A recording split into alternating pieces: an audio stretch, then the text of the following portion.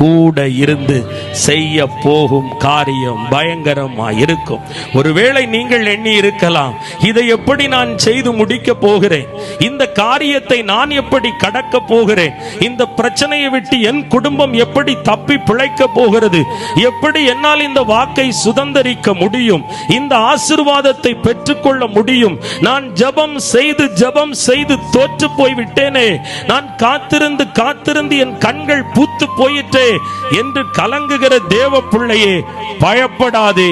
தேவன் சொல்லுகிறார், நான் உன்னோடு கூட இருந்து செய்யும் காரியம் பயங்கரமாயிருக்கும். சாதாரணமாலாம் இனி இருக்காது, பயங்கரமாயிருக்கும். பயங்கரமாய் கர்த்தர் உங்களோடு கூட இருந்து செயல்பட போகிறார்.